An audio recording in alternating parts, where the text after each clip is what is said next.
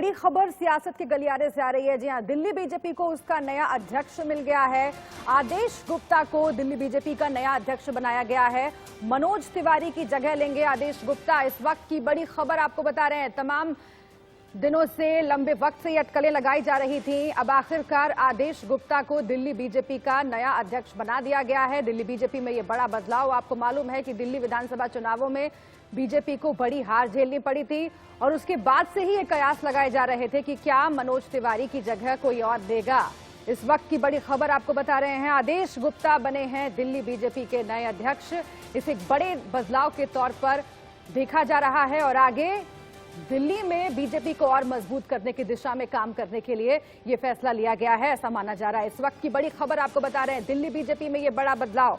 आपको मालूम है, तमाम कोशिशों के बावजूद दिल्ली में बीजेपी उतना बढ़िया नहीं कर पाई, वो कारनामा नहीं कर पाई जिसकी आलाकमान को उम्मीद थी और उसके बाद से ही ये लग रहा था कि मनोज तिवारी पर गाज गिरने वाली है। हालांकि चुनाव के ठीक बाद ऐसा नहीं हुआ था और आपको याद होगा कि मनोज तिवारी ने साफ तौर से कहा था कि नहीं, मैं अपने पद पर बना हुआ हूं। लेकिन अब ये खबर आ रही है कि मनोज तिवारी की जगह ले ली है आदेश गुप्ता ने। दिल्ली बीजेपी में ये बड़ा बदलाव हुआ है, इस वक्त की बड़ी खबर। और इसे और भी समझते हैं, ब्रजेश पांडे जुड़ गए हैं इस वक्त हमारे साथ। सीधे हम उनका रुख कर लेते हैं। ब्रजेश पांडे, इसके पीछे की खबर।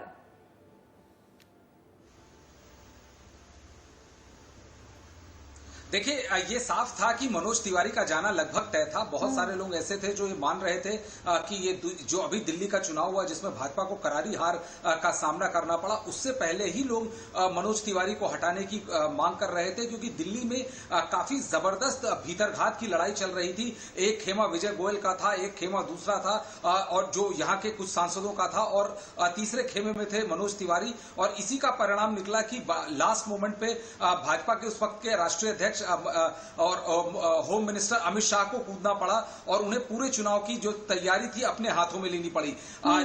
आदेश गुप्ता जिन्हें अब बनाया गया है, ये इस वक्त उत्तम नगर से पार्षद हैं और ऐसा माना जा रहा है कुछ हलकों में कि ये मनोज तिवारी के ही करीबी माने जा रहे हैं। मनोज तिवारी के करीबी होने के अलावा, लेकिन जो सबसे आश्चर्यजनक बात यह है कि आदेश गुप्ता का कद उतना बड़ा नहीं माना जा रहा कि जिसके चलते दिल्ली के अंदर, जो दिल्ली भाजपा के अंदर जो गुटबाजी है, जो भीतरघात है, क्या वो उसको संभाल पाएंगे? और यही सवाल मेरा था आगे ब्रजेश की, किस तरह से ये चुनाव हुआ है, आखिर जो फैसला लिया गया है, आदेश गुप्ता कैसे दिल्ली बीजेपी को आगे लेकर जाएंगे, वो कौन कौन सी बातें हैं आदेश गुप्ता के बारे में जो फिलहाल दर्शकों को जानना जरूरी है। और आप खुद कह रहे हैं कि वो उतना बड़ा नाम नहीं है जितना मनोज तिवारी है। पूर्वांचल के वोटर्स को मनोज तिवारी लगातार अट्रैक्ट करते आए हैं। हालांकि दिल्ली विधानसभा चुनाव में वो देखने के लिए नहीं मिला, बीजेपी के लिए ये अच्छी खबर नहीं रही।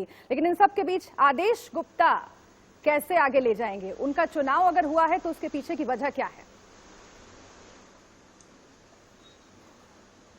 देखिए, ये चुनाव अपने आप में बेहद दिलचस्प है, क्योंकि इससे पहले उत्तरी दिल्ली नगर निगम के महापौर रहे हैं आदेश गुप्ता और कई लोगों का कहना है कि वो मनोज तिवारी ने ही उन्हें बनाया था। और इस वक्त ये उत्तम नगर से पार्षद हैं, लेकिन इनका इतना बड़ा कद नहीं है, या ये कहें तो दिल्ली बीजेपी में ये इतने बड़े नाम नहीं है।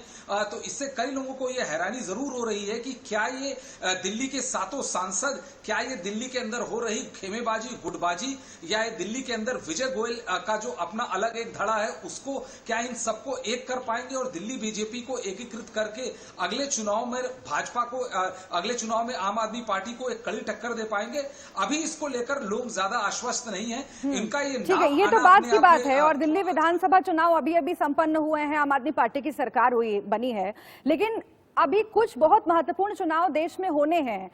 कोरोना का संकट जब कम होगा, बिहार में चुनाव होंगे ब्रजेश, और उस सिलसिले में अगर देखें, पूर्वांचल के एक बड़े वोटर्स को अपील करते हैं मनोज तिवारी। आगे बीजेपी की राजनीति पर क्या असर पड़ने वाला है इस फैसले का? देखिए, 2 बार मनोज तिवारी को आजमाया जा चुका है और भाजपा के अंदर कहना है कि मनोज तिवारी भाजपा दिल्ली को उस तरह का एक कटिंग एज पार्टी का रूप देने में असफल रहे पूरी तरह से।